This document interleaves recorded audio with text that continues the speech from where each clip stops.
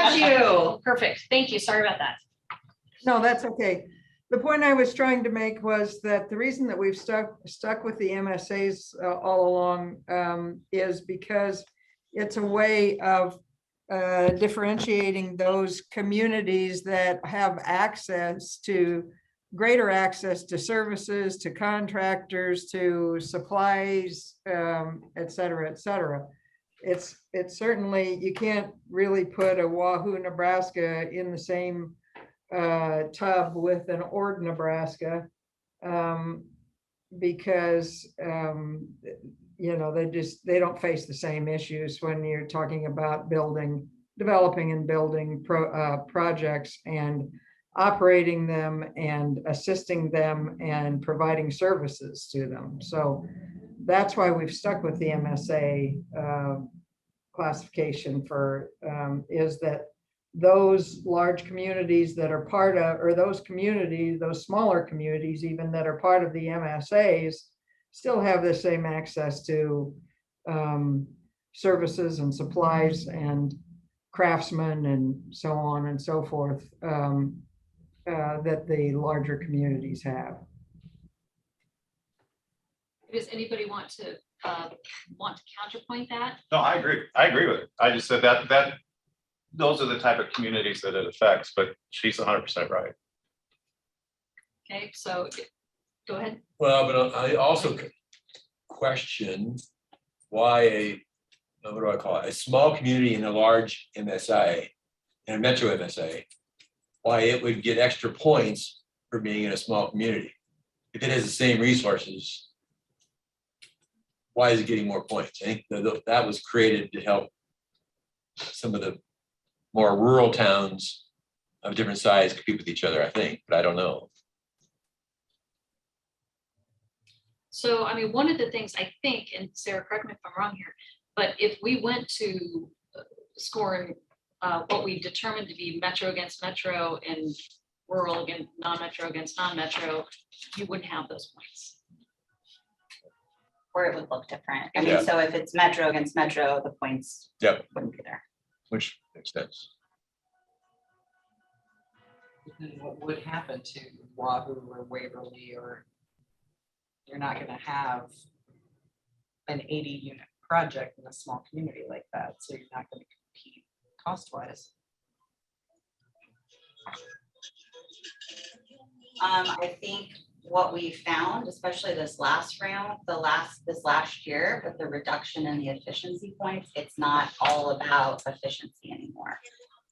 There are some people that scored very low in efficiencies, but still were able to get an award. So the weight now is not so, it's not like it was before where you had to get those points or you were out of luck. It's not like that. At least that wasn't the last two rounds. I think all of you who see on the competitive side probably noticed that.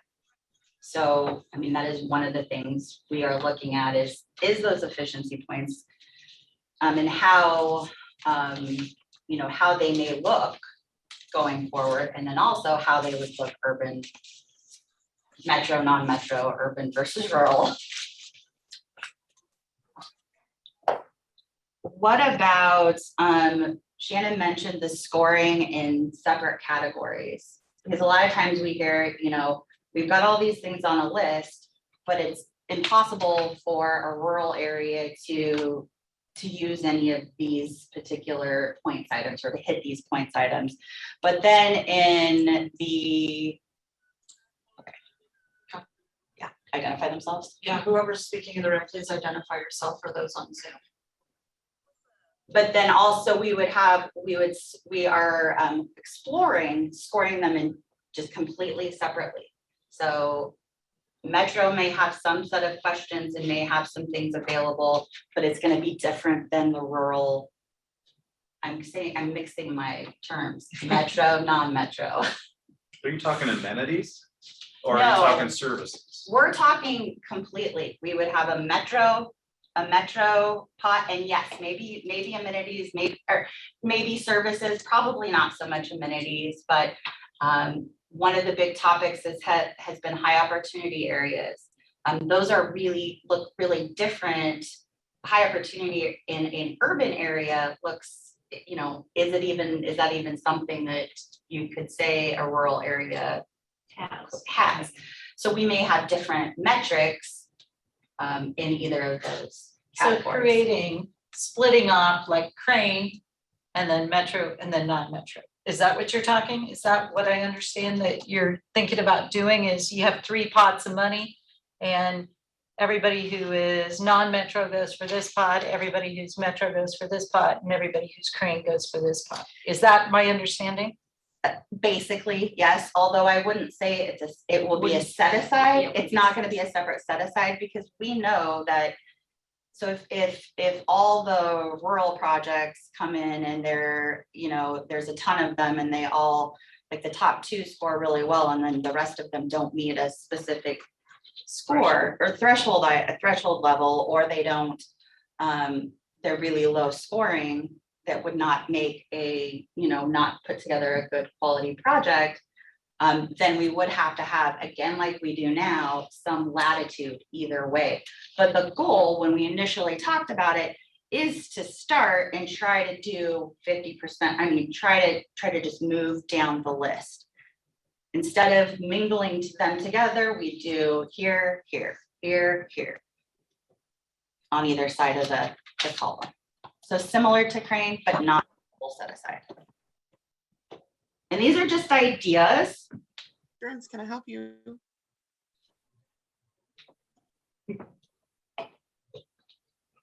I'm good. How can I help you? Oh, I was like, Oh, she has someone answering. Does anybody, and I know that's a lot to think about, but does anybody have any thoughts about that and the impacts of something like that? I mean, we have the last couple of years been really metro heavy. In the past, we've eventually evened out over, you know, a 5-year period, but the last couple of years, it's been trending more metro. And we are aware of that and watching that constantly. So we're just trying to throw around some thoughts. Especially as ideas. the 4% is really not something that rural is going to be able to take advantage of in a meaningful way, just because of the debt load in the 4% program. So we know it's important on the rural side to ensure that there are rural communities that get high-tech. This is Kathy again. I've thought for a long time that urban or metro ought to be scored against metro and non-metro against non-metro. But I also think that things like rehabs, straight rehabs as opposed to adaptive rehabs ought to be scored as a separate category as well. And I think that's really an important one. Yeah, and that's, Kathy, you've sort of brought up something that we put that under scoring. It's the second bullet point under scoring, resyndication versus preservation. Okay. And so I'd love to have other people weigh in on that, or Sarah, do you want to frame that in any way? Certainly. Before we move on, does anyone else have any initial comments about the scoring, having 2 different scoring pots, I guess, to say? I think it would be, this is Chris, I think it'd be helpful to have an idea of what that might look like before we jump into that. or particularly how you distribute the credits. Right. How do you, every time, juggle the credits? Because it's gonna seem like you have to juggle the credits every time. Yeah, well, which is sort of what we do now, but we don't jump over people, right? So that's why it tends to be really heavy one side over another from year to year. Because as you, right now, we have a policy, but not a set aside, that we're trying to do 50%, aside from the Crane set aside, 50% to rural and 50% to I know, urban and rural, metro and non-metro, whatever. And to Sarah's point, that doesn't happen every year. You know, and we, over the last 5 years, we analyze it in 5-year chunks, and we're darn close over a 5-year period. And this would act kind of in the same way. It wouldn't be a set aside. So you may end up with a year where, most of the good projects are urban projects. And so while we funded a couple in rural, the other ones just aren't worthy of the LIHTC credits, and they end up going over to the urban side. So we'd be looking at how are we setting those sort of thresholds of, it's got to meet at least this for us to think that it's a good use of LIHTC credits put into it. Would you be offering different points to the different points that they could get in metro versus points that they could get in non-metro, so that they could, wash out if they got, like, there's 2 points, something that metro is easily able to do where non-metro is? Are you looking at that too? Is that part of all of this? Yeah, we Okay. would look at having different, certain things are always going to be the same. Threshold items, what we look at in that area, that's always going to be the same. But yeah, the point would be is that we would also look at because what makes a good project in Ord or, is completely different than Omaha, or what they have available to them. Services or supportive services, everything. It's just a different world, really. And in doing that, you would take out the community sizes, correct? Which area? 14. I was gonna say, yeah, $15. That would be something that we would look at doing, yes. Because there would be no reason to incentivize the smaller communities if most of what's in the non-metro category is small communities. So one last question on this, would you do it per size of community? Like, would you divide it out that way as opposed to metro and non-metro? Because again, we get back to the Wahoo versus Omaha. Or we get back to, would you do it based on size of community, population size, when you make that division? Right, so that's kind of what we're asking. Yes. What would be the implications of doing, instead of saying, because you might say, okay, we're gonna get rid of rural, urban, metro, non-metro, we're just gonna say if you're a community of X and below, you're in this, section, and if you're in a community of X and above, you're in this section. You could do it that way as well, but what are the ramifications of doing it that way, and is that a good idea or a bad idea? So otherwise, if we do it by MSA, which is what we're talking about right now, what the group seems to say, well, there've been reasons we do it that way, then Wahoo would be in the, in the big bucket as opposed to the smaller bucket. There's not a lot in the application now that's specific to metro or non-metro. That's right, there's not. But one of the things that the board has mentioned is high opportunity neighborhoods.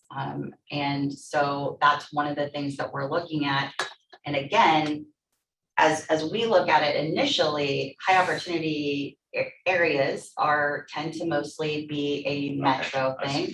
So as we go that direction, we just want to make sure we're also really taking care of our rural communities also. Could you define those communities, those larger communities, as communities that have those zones, those areas? Would that be the? Well, I think every community over a certain size probably has a high opportunity area just by default, but the way those are looked at is you take the demographic, the jobs, the overlays, the transportation, and then it shows you, okay, here's an area where if you place something here, that the people are going to be able to work within a certain area of where they live in jobs that are well paying, and there's good transportation, and it's not a food desert, that kind of thing. So every community of a large enough size will have at least an area that's there. They might not have a whole bunch of those areas. Other states do something similar to that. But what happens is, I think Iowa does it. There are no high opportunity areas in Sioux City, Iowa. So they are completely out of the loop for any points or projects. Right now, if you go that route Mhm. with the high opportunity versus opportunity area. Well, and Iowa has their own metrics. a whole- Yeah, you know, they do, but Yeah. if you go this route, there's a chance that you're gonna eliminate a community. There's gonna be an equivalent town that does not have a high opportunity area. Well, and I think that's why it would be important not to make, okay, high opportunity areas worth 10 points, right? It's a potential point that you could get, but the thing to think about and talk about is what are we trying to incentivize? And if we're really trying to make sure that we're building these projects in places where people are going to be able to have upward mobility, you know, then high opportunity zones are something that are, you know, talked about as a good tool for that. But you wouldn't want to say an otherwise great project could never get funded because there's not It's not high an opportunity opportunity. area. So, and that's where you look at how many points are you given to something Right. like that? Is it going to make the difference between two almost equal projects where one is in a high opportunity area? Probably. I was gonna say, maybe it's not a yes or a no, these are the components of a high opportunity area. This one, you know, has 2 of them, but this one has 5 of them, or something like that, and so that they still can. Not a yes or a no, or. Not an all or nothing. Yeah, All or nothing, yeah. Yeah. I would wonder, sorry, this is Ryan with Meg. I would wonder what the correlation is between high opportunity areas overlapping with QCT areas. I mean, they already get a point for that.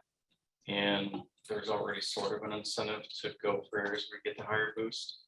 Because that also trickles into being able to probably score more efficiently as well. So I'm curious if there's a need for a point for that or not. I don't know.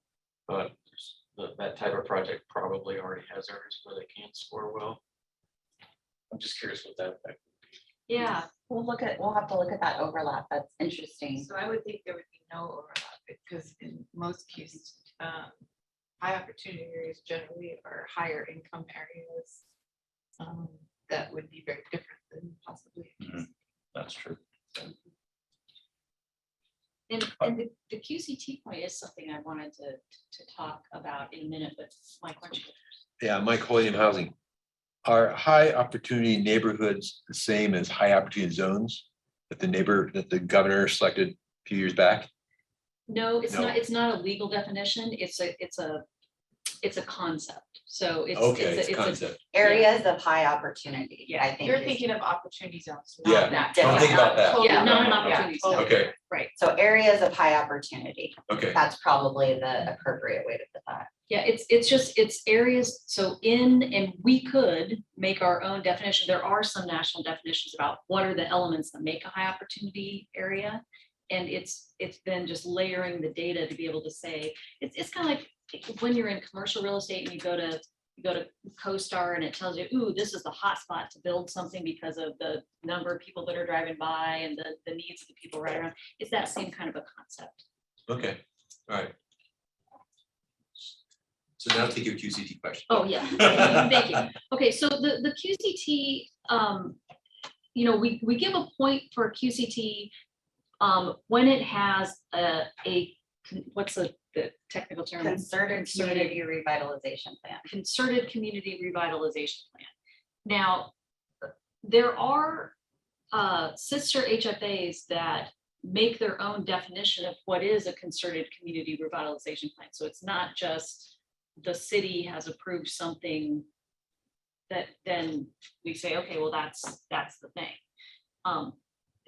So then that question becomes, what's the, because if we define something that was more structural, a little bit higher level, then you don't just automatically get a point because you're in a QCT. You get a point if it's in a QCT and it's really something that is, you know, potentially meaningful as opposed to just a city plan. Now, it could be that the city plans are amazing and that's all we ever need to worry about. As long as there's a city plan, it's in a QCT, it gets the point. Well, and right now we do allow that we do require that there's a letter from the government, a government official stating that that the development is actually part of the concentrated community revitalization plan. But I wanted to hear from you, what because I've heard people make comments about, well, if it's in a QCT, it's gonna get a point. That's not true. Being in a QCT by itself doesn't get you a point. It's gotta have the concerted community revitalization plan. But is that how we like it? Are there benefits to doing something a little bit differently with regard to defining what that concerted, as opposed to just getting a letter from somebody who's done it?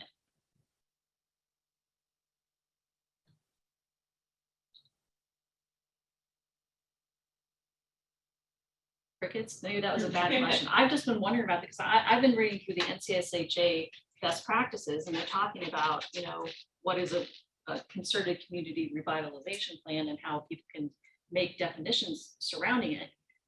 And I've heard people comment, well, it's in a QCT, it automatically gets a point. And those two things don't have to be synonymous. That's a- Yeah, and Like, it's not accurate, because they do have to provide, that you do have to provide a plan. But I mean, sometimes it's the consolidated plan with a letter from the mayor in Omaha. Sometimes it's a neighborhood plan. Sorry, Mike. Would that cause friction between the city governments and NIFA? Because if they have this consolidated plan and they say this is your real need, and NIFA says, no, we're gonna define it like this. Is that gonna cause some friction when somebody comes in and has a great development that's in one of these redevelopment?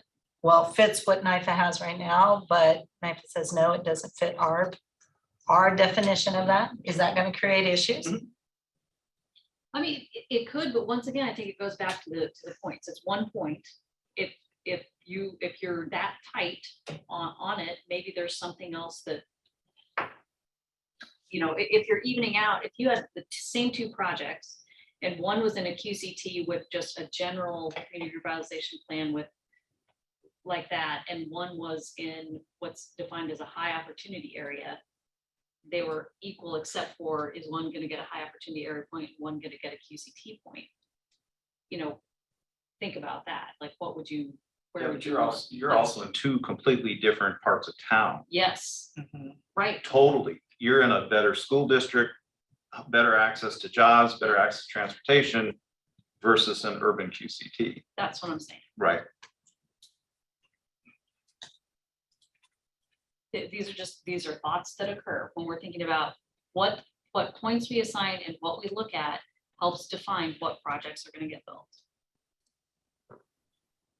And what did the new legislation that, where the communities have to do where the large communities have to do the Yeah, plans, is that kind of what you're thinking about in terms of?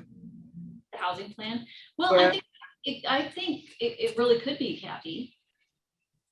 And that might be another reason to, when we're separating metro from non-metro or size from size, to be able to, go back to that plan. If they're, it seems to me that it makes some sense if the communities are being required by law to do that anyway, that we use that for something. And so that may be something that could be at least listed as an alternative there.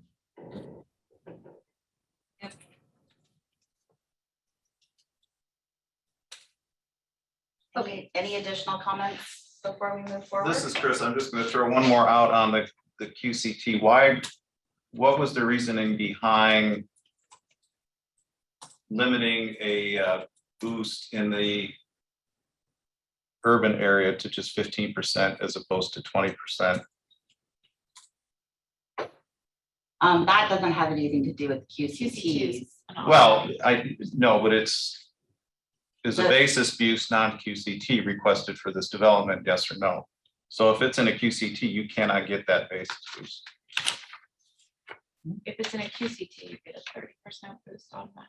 If it's not, No, it's the point with the concerted I can't even say it. The concerted community revitalization plan, that's a point, but you still get the boost if you're in a QCT, Up to, 30%. Are you looking at the state boost? I'm looking at, That's for projects if they wanna ask for a boost that isn't in a QCT, like the 15% boost or the 20% boost based Right. on AMI. Those are not to do with I mean, they can, those aren't just strictly QCT. That's saying in a QCT, you could have up to the 30% boost. But those are for other projects that don't have the QCT as a boost. That's our state discretionary boost. Yeah, because you can get up to 30%. And we don't have to do, I mean, we just have to verify you need up to the 30% in the QCT. So that's a benefit of being in a QCT, regardless of whether you get an extra point for your concerted community revitalization plan. okay, It's that plan thing. It's easier. What page are you talking about? Just so that we can mark page it. 9 on the application. 9, then we can revisit it and take a look at it if that's confusing.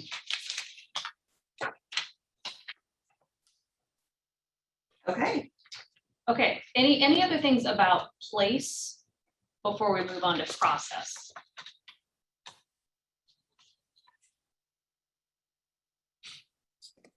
I just think that whatever definition you use with separating places, you just have to take into account what's available in the location versus other locations in the state. And I don't know what's the best way to do it, but that's, I just know that if all you're doing is taking a population number, you're not getting an accurate picture of what opportunities and what challenges are presented in that particular locale. So.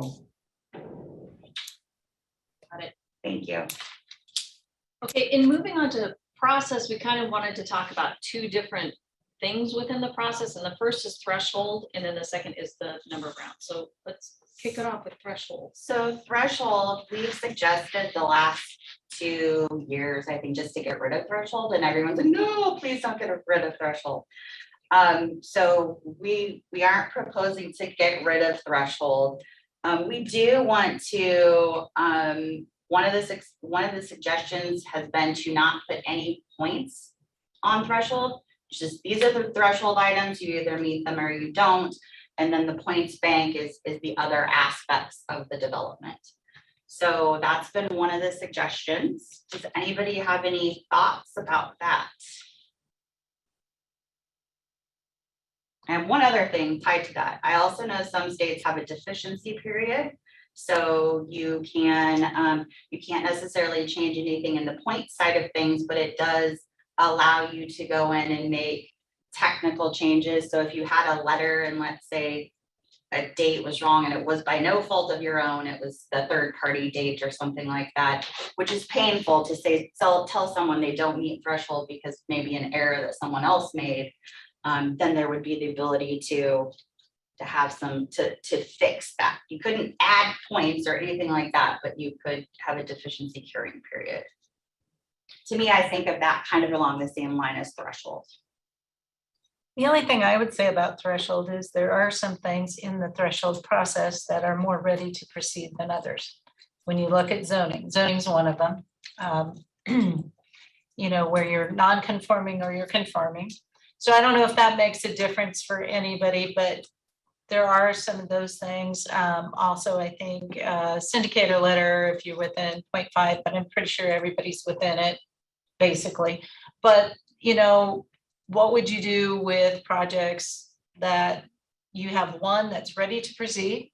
They've got their zoning, and you got another one who's going to have to go through some additional once they get awarded, because the non-conforming zoning can be supposedly had in 180 days.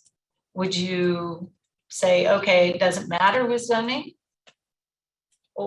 you know, who's higher up there, or would you say, well, make that maybe, well, you can't make it reservation because you give them 180 days versus 90, but would you do something with that, or would you just leave it, everybody who can get zoning moves ahead?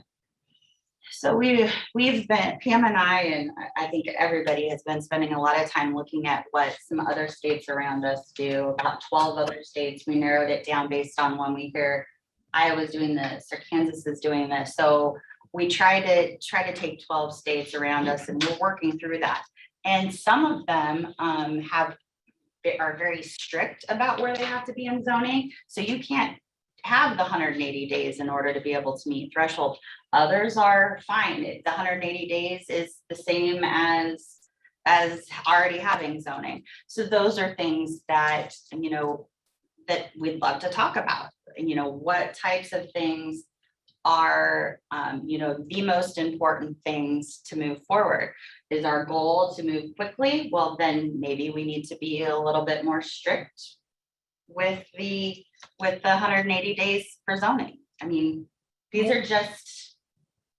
What if you tied that zoning to whether or not they get the extra points for natural disaster? Because isn't natural disaster where you want them shovel ready to go when you award them, and you're giving them the 3 points, and if their zoning isn't there, is that really shovel ready to get in the ground? Because with natural disasters, you want to get them in the ground as fast as possible, right? Isn't that the whole idea? And you give them all those extra points. Maybe that's what you do, is you tied it to like the zoning, maybe to something like that, because they're not quite as ready, shovel ready to be in the ground. Because those presidential or national natural disaster points, you know, if a project's not ready and another project is, but they're not in a natural disaster, is that really fair to, you know, yes, they need the housing, but the housing still may not come as soon as we would hope that it would come in those areas. So I don't know, I'm just throwing that out because, you know, that might be what you do with zoning. You just say, everybody gets it if you have zoning, one of those. But if you want to get the additional points, those years that come around, you probably need to be shovel ready. I don't know, I'm just throwing that out. I mean, Seems like that could be a tiebreaker.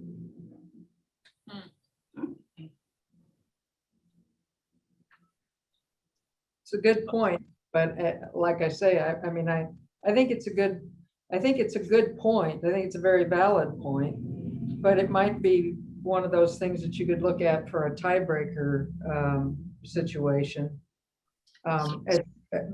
You know, as far as the threshold stuff, I can remember when we didn't have a threshold situation, and we put in our applications, and we spent a heck of a long time submitting things, and then finding out at the end that, oh, our project wasn't even really scored because we missed something at threshold that we didn't know about. So that threshold review process and the allowance of time to cure a basic exhibit, I think is important. I think it's particularly important given the fact that, well,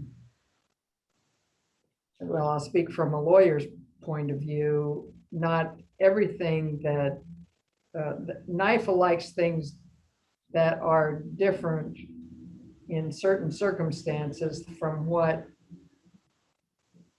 legally might be required. So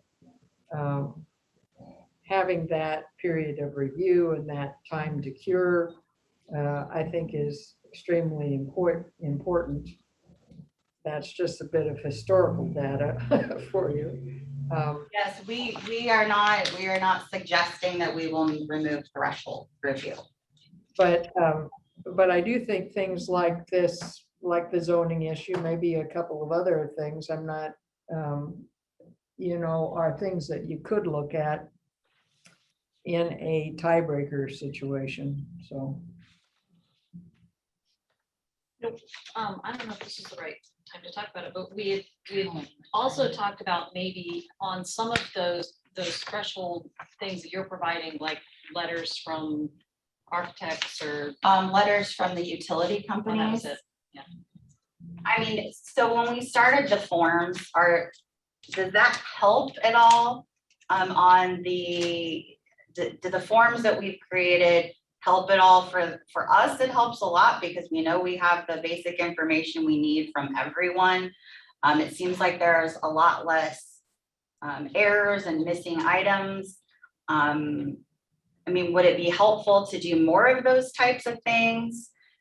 Specifically, utilities is a big thing that we see a lot that is missed.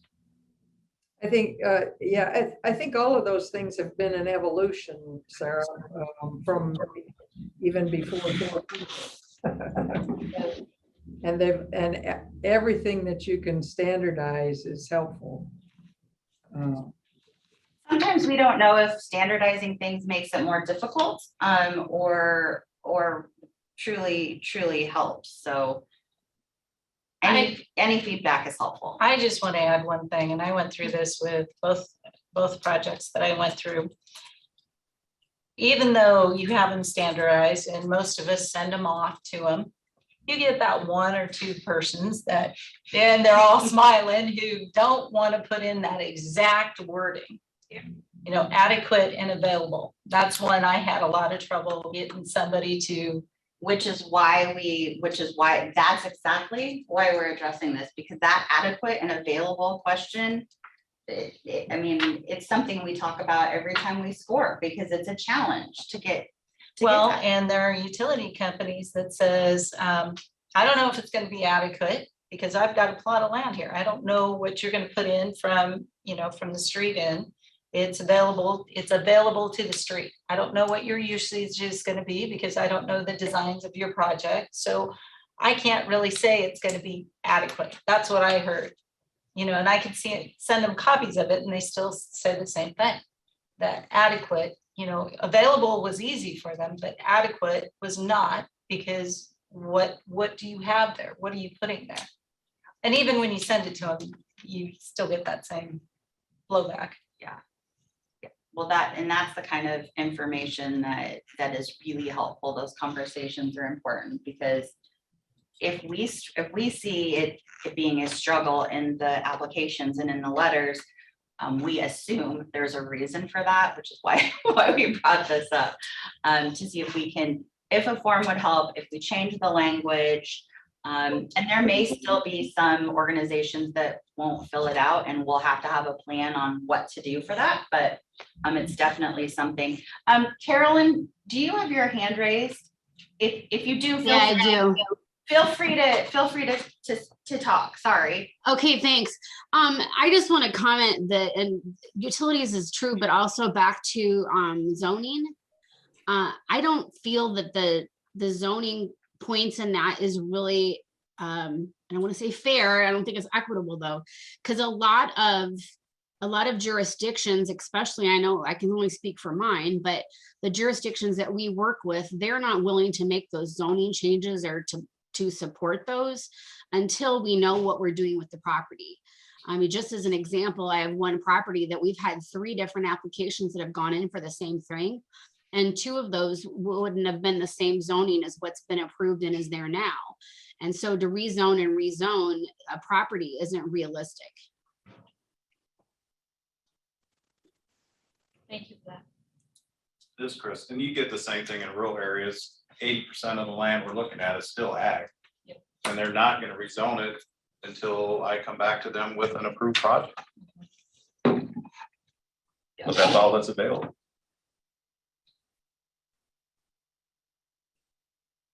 Okay. In regards to, oh, yes. So I think everyone knows that, I mean, Pam and I are a 2-person team and we try to keep up, but I'm sure all of you are waiting for something from me. I know it. I mean, I absolutely know it. So we really want to try to streamline things, not only to make it so that you guys can do things easier and have things, it doesn't take you as long to fill things out, but also we want to make sure we're doing a really good job with our resources and our time so that we're being good stewards of the credit. So one of the things we discussed is if a project doesn't meet threshold, that at final application submittal, that we would not score that application.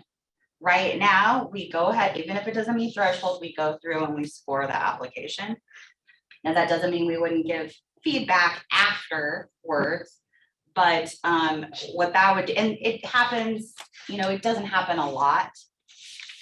But in talking to some other states, if projects don't meet threshold, they're not scored. And again, I'm not trying to, I'm just trying to make best use of our time so that we can make sure that we're getting back to you in a much quicker manner. And you don't have to email me more than once. Cheers, Kyle. You mean those weekly emails? Yeah. Where is it? I need Where is this. I need this. Well, what, if using that statement, what's your definition of meeting threshold? Is it it's not a point total? No, well, so if we don't change everything, well, yeah, points are tied to it, but if we do change it so that points aren't tied to it, these are the threshold items, just like they are now, it just wouldn't have points tied to it. But if you do not have these threshold items in place, we're not going to continue scoring your application. It's not going to be considered in efficiency points. If there are, if we do have an efficiency point, I don't know what's going to happen with that and how we're going to do that. That might change, but because is it really, do we really want those project data? Do we want that included if the project didn't really truly meet threshold? And there's a variety of reasons a project might meet threshold. It could be a small item, but it could be something very, you know, so it makes it difficult for us to underwrite the project or look at it. But you will still have the deficiency period where you can fix it, right? Yeah, we are not suggesting changing threshold and then you'd have final. We're not saying we're gonna get rid, I mean, we'd still have threshold. We're gonna review threshold for everyone, but if you still have errors and we review threshold when you submit your final app, if we go through there and you don't meet threshold, we're not gonna take the time at that point in time to review the rest of your application, and it won't be included Inefficiency. in, yeah. And there'd be no, in this scenario, there'd be no points tied to it, right? Correct. Okay, so then that leads to why would they need to submit a full application to level 200 then? No, so I'm not saying if you fail at threshold, you will, at threshold, we will look at it and give you any deficiencies. You can correct those deficiencies, but when you submit the final application and you still have deficiencies, after we review the threshold piece, we will not move on in the application. I understand that, but what I'm saying is when you submit threshold, why would the developers need to submit the 200 level if you're? Oh, never I gonna see what look you're at it? saying. I see what you're saying. You know, Well, that's a very good point. Because- Maybe at threshold, that's all we need is the threshold item. and if you're not gonna tie score points to it, then the whole idea of the 2 points, if you send a full app and somebody changes something in the 200. Yeah, So that's an interesting, a good suggestion. Is there anybody who at threshold, when they're submitting stuff, and this is just me not knowing this, are we giving them feedback on the things that aren't threshold? No, we're No. not. Okay, so there's no reason for you to have gone to the work to have submitted all of that stuff because you're not getting any benefit from it and we're not getting any benefit from looking at it. Nope. Boy, did we just say, how many hours did I just save you right there? Good job. I've wondered that for 20 years. So what we're saying is, okay, when you submit your, Speak louder, Chris. oh, this is Mike from Palladium Housing. So we submit threshold, you score that, and then you go to submitting your final. And if you haven't corrected your threshold items, you're gonna throw it out. Yeah. So this last year, if I'm looking at things, there were, in round one, there was 2 projects that their threshold criteria only received 24 points. And in round 2, there was 2 projects that didn't only receive 24 points. Well, the points can be less because you can still have a Well, point that's in true. a category, but it can't be, maybe you just don't have the max point in a category. I was trying to Zoning's an identify how example of that. often this happens if the thresholds aren't corrected. Some years, a couple years ago, there were 3 projects that this happened with. And I mean, it has happened. Okay. This year, it wasn't a big deal, but it has happened periodically. Previously, Yeah. periodically. Oh, Well, I've got to say, this is Teresa, I got to say, if it helps get the other things out the door, go for it. Well, and that's it. We want to look at things so that it's, because this all fits together. I mean, everything we do every day, it's a chain reaction. So we really want to just try to find a way to be responsible with the credits, but at the same time, also move forward because it's tough sometimes. And it's a constant. It used to feel like there was a downtime when I first started. And there isn't now. I mean, it's constant. So, and again, I'm glad, but it oftentimes just, I don't get to do the things that I need to, when I need to and when I want to. So, again, it's not about reducing our workload. It's about making sure that It's streamlined. yeah. It's streamlining, and we anticipate that the 4%, we're gonna continue to have high activity in the 4%, which means that's other application rounds that this 2-person staff is looking through. So what can we do to help make sure that we're getting things through the pipeline as efficiently as possible? So that brings us to rounds. One of the things that we, in talking to other states, when we go to different conferences, and in looking at other states like I said, we took 12 states, Kansas, Iowa, Minnesota, South Dakota. We took a mixture of 12 states that were similar in size and also then similar geographically. And out of the 12, which includes us, 8 of them only have 1 round. And of course they have 1 round, but then they have ranked, they'll do like alternate type things in many of those situations. And of course, they always reserve the right to have additional rounds if necessary. I'm sure no one's going to love this idea, but it's something we really want to explore. Some of the states, for example, Minnesota is one of them. They're very, I mean, that's not in the same category with the amount of credits and the number of applications. It's just not the same. So that's a little different. South Dakota has 2 rounds, I believe. In Oklahoma, looks like you work in Oklahoma sometimes, right? It has 2 rounds. Yeah, but they are also. Yeah. So, I mean, again, this goes back to with the 4% program, that's now taken off and we have a lot of stuff going with that. So any comments on moving to 1 round and then having alternates or ranked alternates moving forward?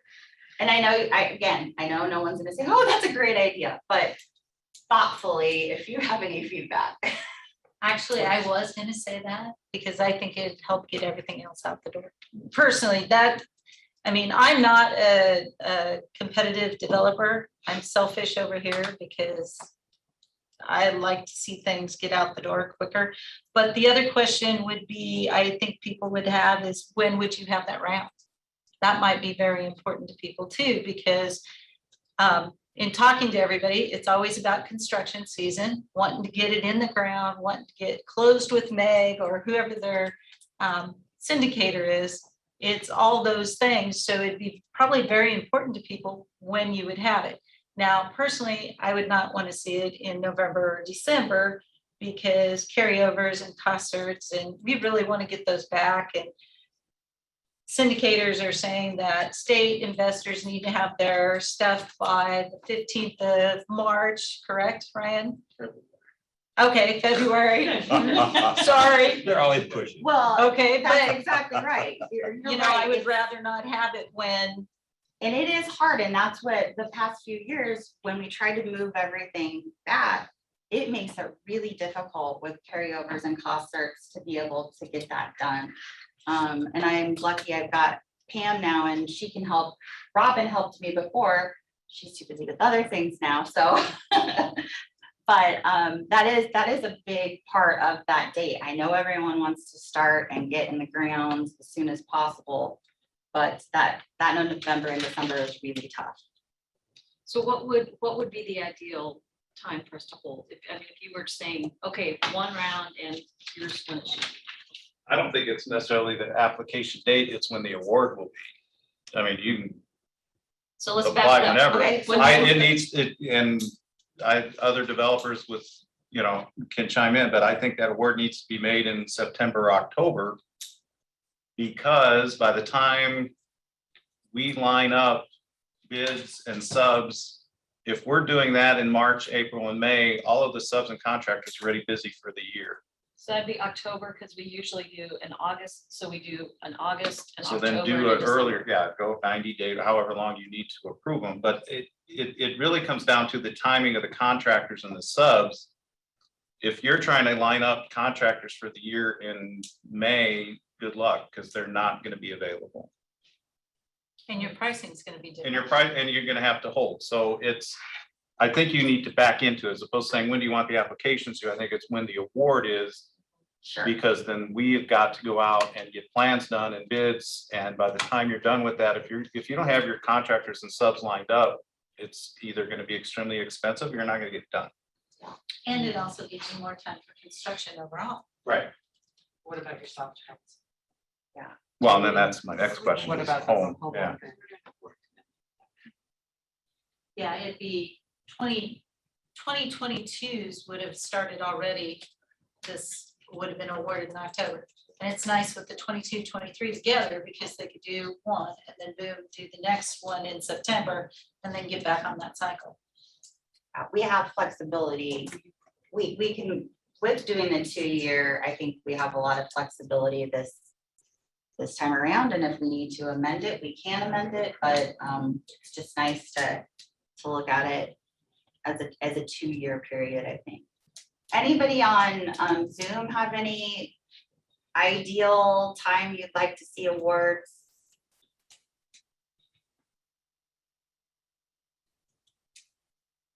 Feel free to unmute if you'd like. I'm gonna ask Cheryl and Lynn, Oh, that's what do you think about that timing?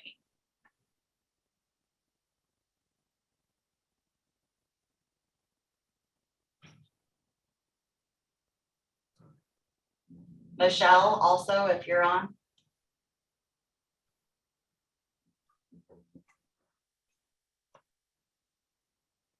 I called If you're Mom, but talking, doing you're it on mute. Yeah. Oh, here comes. Is Lynn. I Oh, see good, Lynn's light yeah. off. Hi, this is Lynn.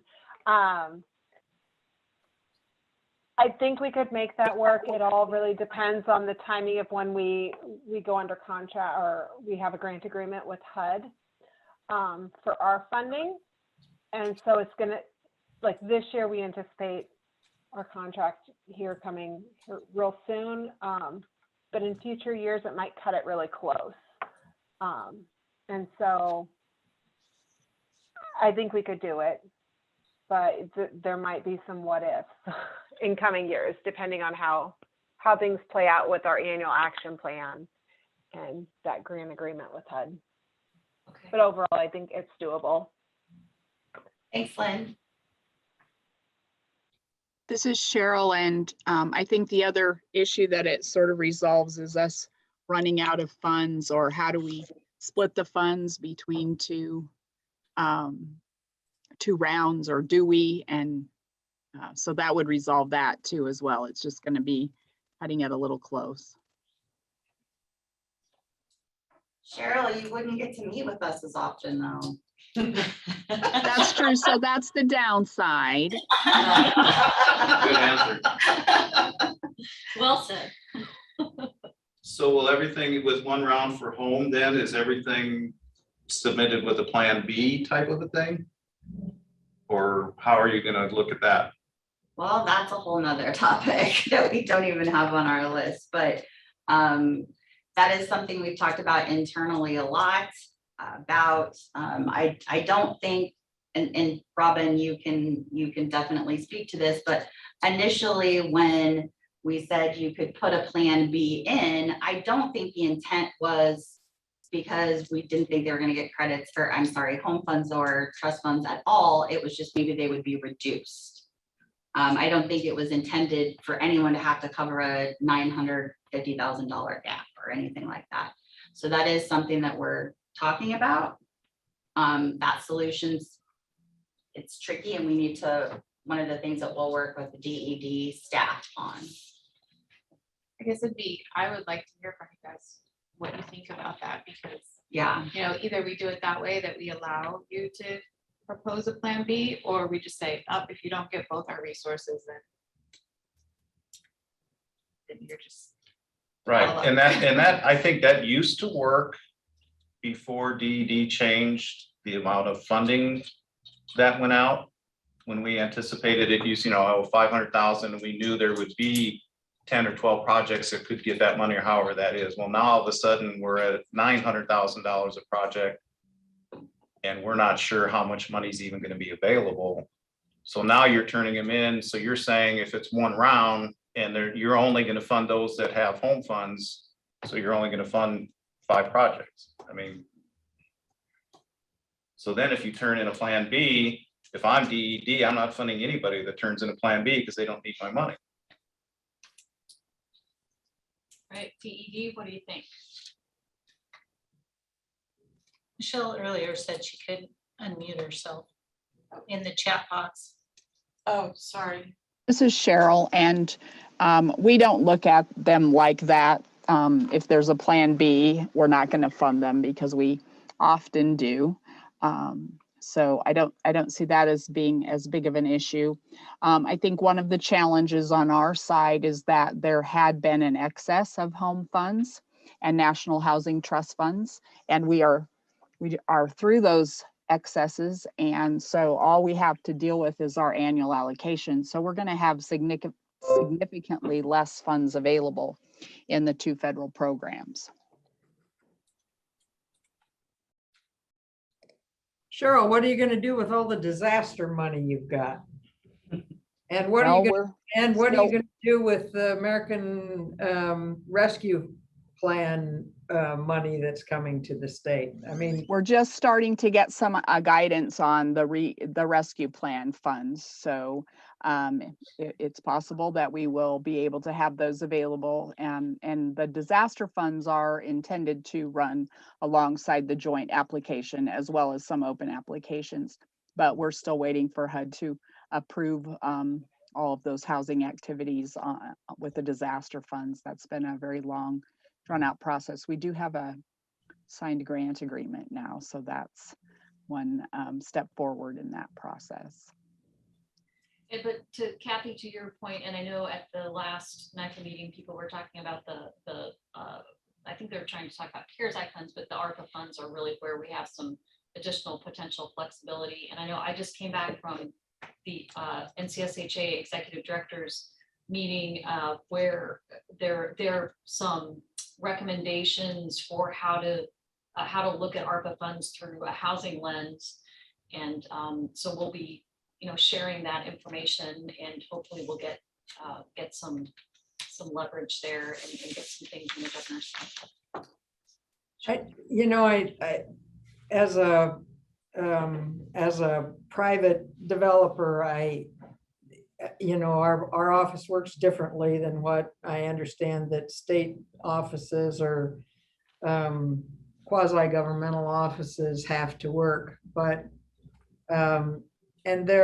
it doesn't matter what state you're in and you're working in these programs. Everybody has really good things about their program and their processes, and then they also have things about their processes and their programs that aren't so good. But it seems to me that somehow we've got to get to a point where we all sit around the table with all of the funds that we have available to us.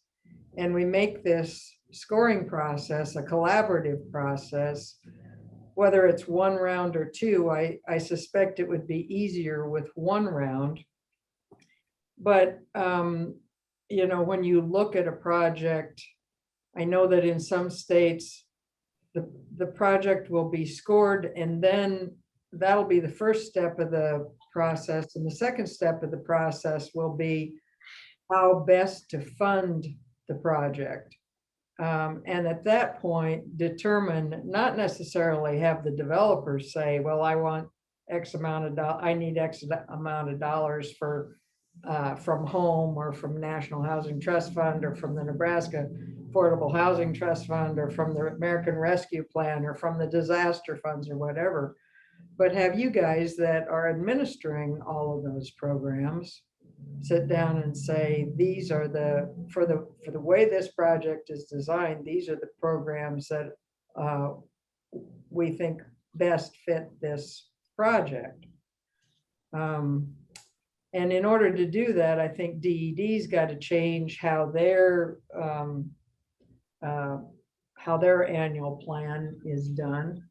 But honestly, I really think that doing that all as one process would make life simpler for everyone.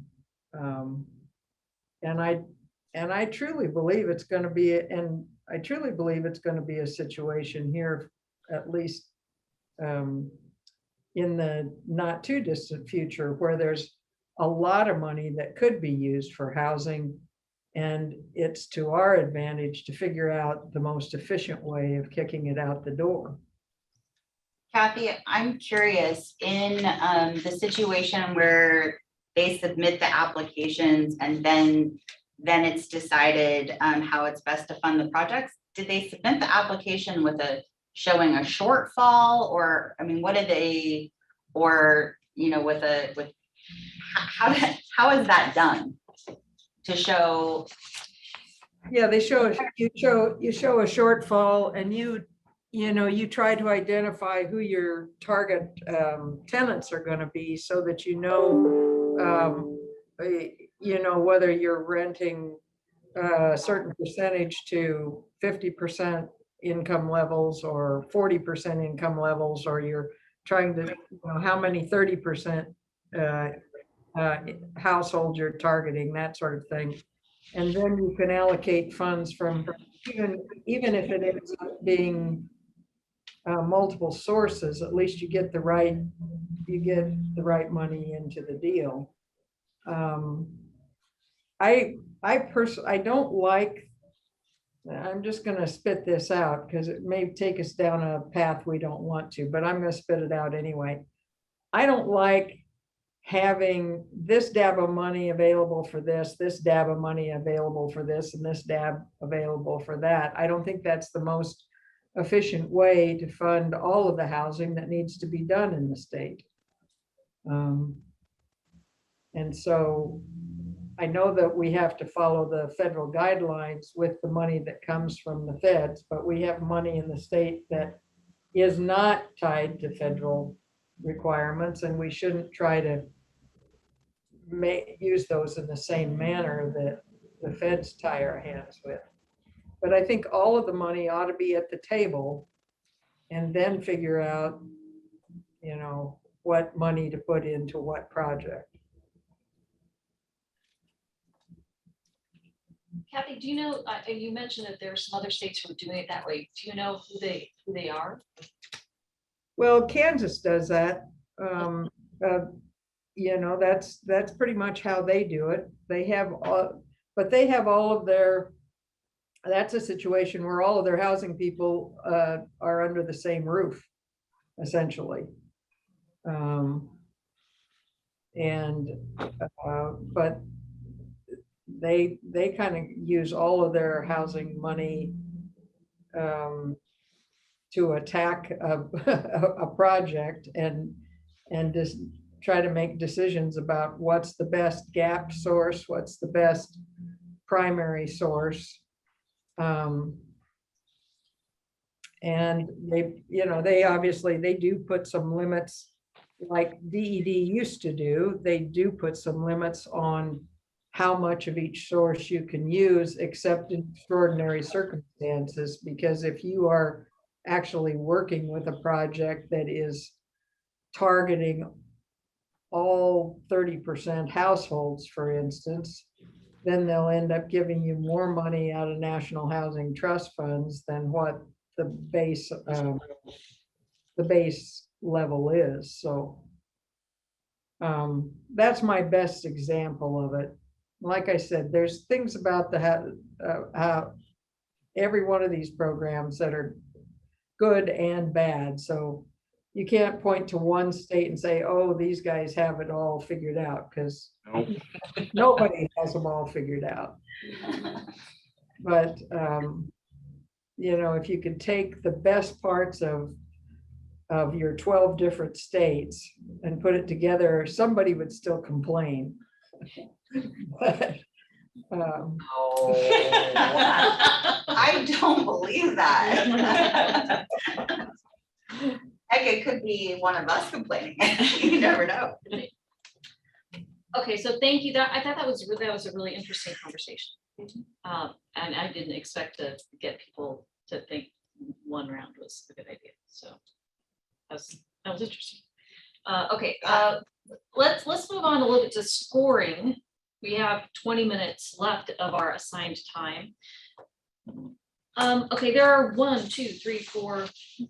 areas in scoring that we wanted to approach. So we'll see how many we can get through. The goal of the efficiency points that we currently have is to ensure reasonable development costs, because our job is to make sure that we are not over subsidizing and that we are promoting projects that are not only well made and in it for the long term, but not way too expensive. And so what we'd like is to hear from you about ways we might accomplish both of those goals, things that are well made and will last, you know, something that's not falling apart at the end of 15 years, and something that is also not so expensive that we have too few projects that we can fund.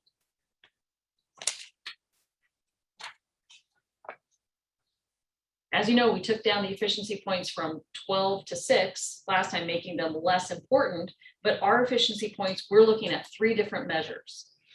And those 3 different measures are meant to address different types of projects. You know, in 3 different ways. So we try to hit everything there, but what should we be thinking about that might be helpful?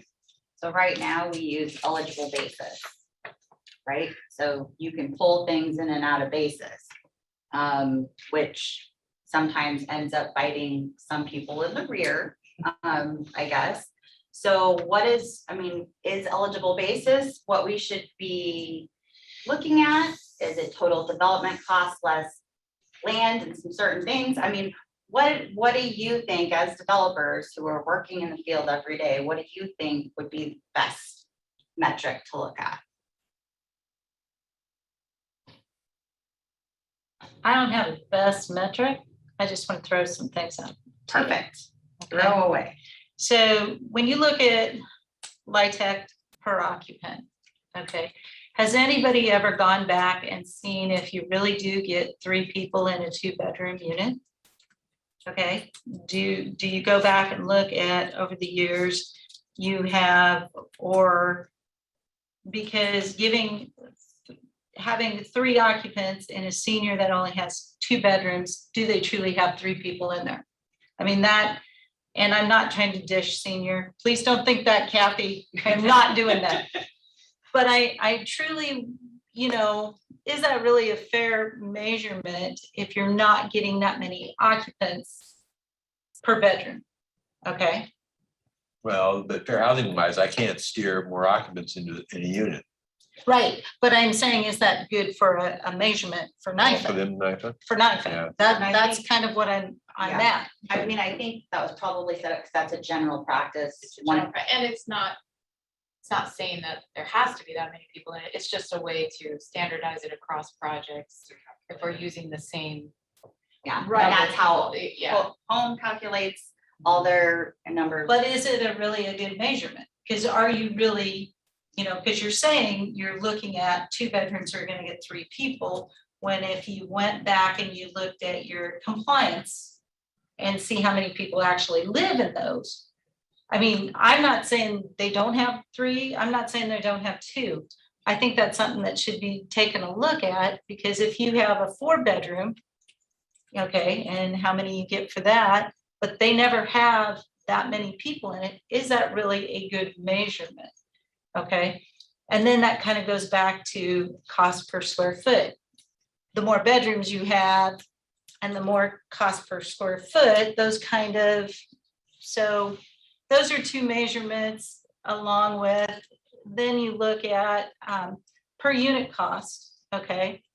Is that really allowing 1 bedrooms to compete with 2 bedrooms and 3 bedrooms? It's not. We all know the kitchen and the bathroom is your biggest cost in, okay? And do we not need 1-bedroom units? I mean, that's a question. I will tell you, probably in the bigger metro areas, yeah, they probably do need the 1-bedroom units, but are we getting them out there? You see what I'm saying? So, I don't want to cause more work, but would it make more sense if you compare the number of bedrooms to each other, like all 2 bedrooms together, all 3 bedrooms together? But then what happens when you have a mixed that has 1s, 2s, and 3s? Okay. So that's where I'm kind of at with, using a bedroom measurement. That's kind of difficult for 1 bedrooms, because they're never really going to be able to compete. You're absolutely right. And that was one of the reasons that we ended up with 3 measurements, so that while you might not, your 1 bedrooms aren't gonna score well in the cost per unit, but they might score better in one of the other 2. Not cost per square foot. Because that's still, they're not gonna have that extra square feet that a 2-bedroom or 3-bedroom have. So that puts them down to, they may score well in cost per unit, but not in those other 2 ones. Because it's cheap to build an extra bedroom compared to, okay, a 1-bedroom an extra bedroom is cheaper to build than an extra unit is to build of a 1-bedroom. And historically, for those of you who may remember, we used to have cost per bedroom as one of those measurements. And that definitely penalized 1-bedrooms, smaller units. So that was swapped out for cost per unit. And I don't have a solution. I'm just throwing that out there that, those measurements, I think you've got some projects that would be great projects if they had 1-bedrooms in them, but I think developers are giving them up because they can't score well with those 1-bedrooms. Sarah and Pam, what are some of the other metrics that some of the sister HFAs are using? Some just have a limit. I mean, and Tax then, credit per unit. yeah, they have a limit and you have to be under this limit. Then Iowa has some different points, or has some interesting things. We're just started digging into that section. So I unfortunately don't do what Iowa does. Well, right now I'm researching Well, Iowa. Here's the problem, and I know, and I'll make it quick, but the problem in Iowa is what happened is the last 2 rounds, 95% of the projects were funded were 1 and 2 apartment buildings. They did not fund any duplex or single family. They were all giant apartments, and they had to be in urban areas because a small community doesn't have a ladder truck to get up 4 stories. So if you look at Iowa's last 2 rounds, they're all apartment buildings Because of their. because of that cost issue.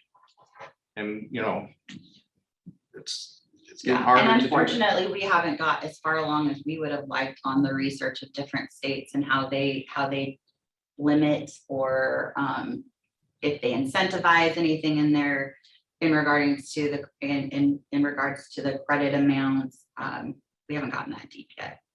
And it may be because we've reduced the importance of the efficiency points already, that we work on all of these other things and then we really Come back dig to it. into that part of it for the next QAP, so that we aren't making an unintended consequence, maybe like Iowa did by switching something without knowing. Well, and the reduced efficiency points put more emphasis and need on the other points. In my case, I had one project that the literally only difference was it was in a small community and it was senior. That 3 points got one project funded and one not. Everything else was the same, and they were two totally different projects. Yeah, there was a very small point. So this the year. efficiency points are not as stressful as they used to be. Well, and really, And I think there needs to be a discussion about whether we did the right thing there too. I was looking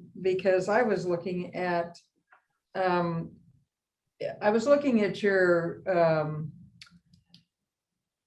graph, Sarah, where you have, you have the threshold points listed, then you have other criteria points listed in there, and then after that, you add in how the efficiency scoring went. So you're almost using efficiency as a tiebreaker. And I think from a philosophical standpoint, I'm not sure if that makes a lot of sense either, given the fact that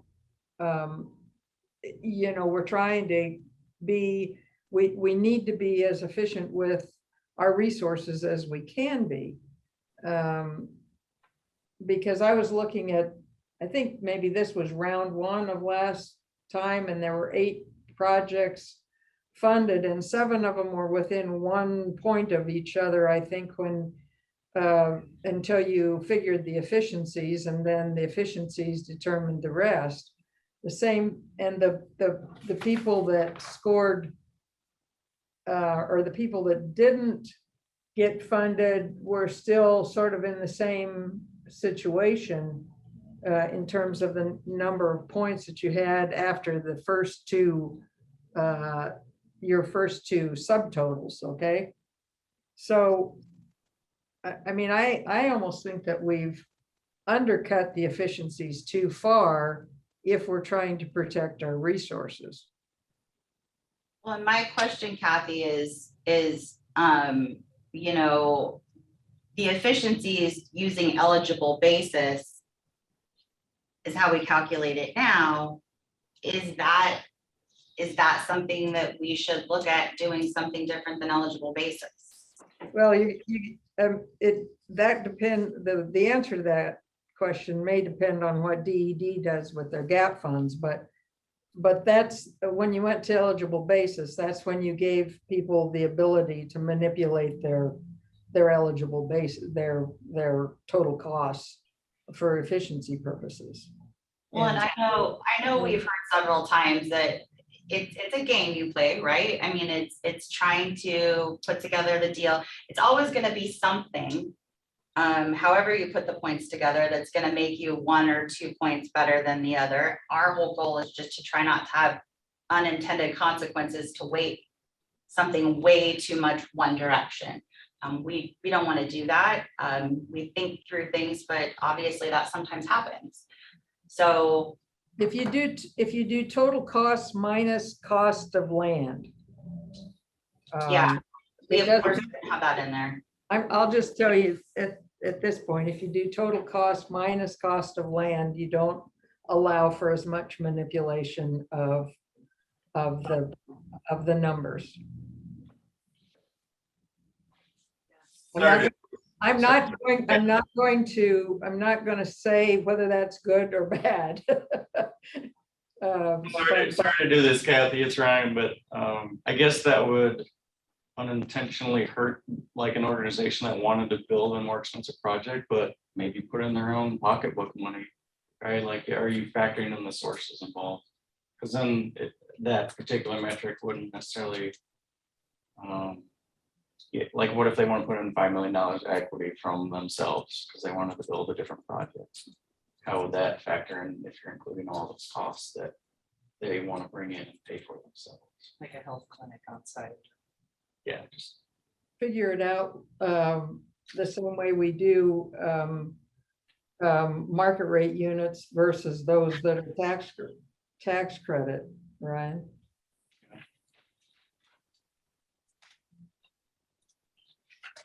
Yeah, but that's a good discussion and good points, both. What if, do you offset yours? Because if somebody uses, historic tax credits and all these different ones to help them, what if there were some incentive to use some of those other resources? The offsetting would be total cost of development minus land. You get points for using other resources, and then the offset would be your total development cost, because those projects could be a lot more expensive. I mean, I'm throwing it out, but then I see where that could turn, Go you, either way. And that only works if all your sources of funding are in place when the application goes in. right. That's the only way that works. So anytime someone comes up with a perfect solution, just go ahead and send me an email, call me.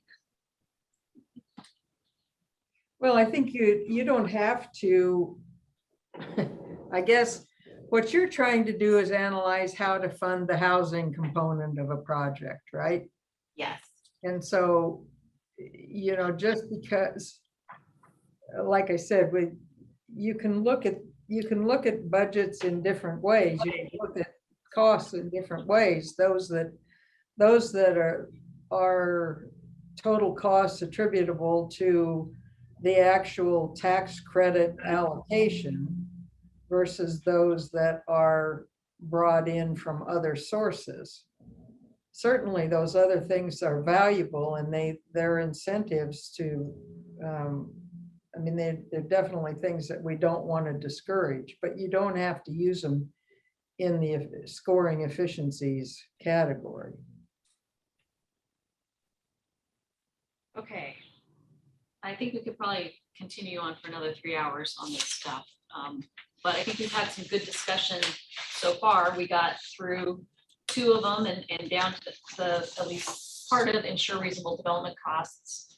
So the next session, we're actually going to start with the scoring section just to make sure that we get full discussion on that. So if you're interested in contributing or hearing about those scoring pieces, please come to that next session. We are recording the session, so you could, if you just want to listen to it, let us know and we can send you a link to be able to listen to the conversation that occurred if you couldn't be there. If you're not able to attend also, you can always shoot me an email sometime yet this week, and I can bring up whatever comment you'd like also. Thank you, everyone. Yep, thank you so much. Have a good rest of your week, and hopefully we will see you at the next session. Thank you. Thanks. Not enough time. We stay if you want. You can hang out. I It mean, was just getting to my good parts.